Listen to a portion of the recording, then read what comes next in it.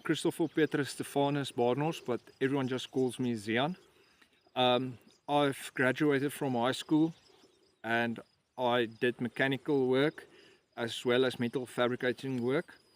I've did automotive electronics on tractors, starters, alternators included.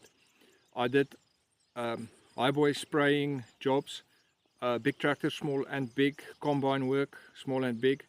I've worked in America, in Arkansas, as repairman.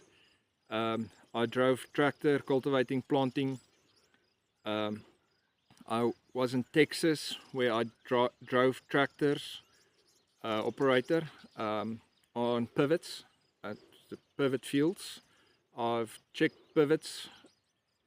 I'm currently working as a technician for Bosch, which is a German brand in South Africa that does mechanical work where I do head gaskets, clutches, brakes, etc. etc.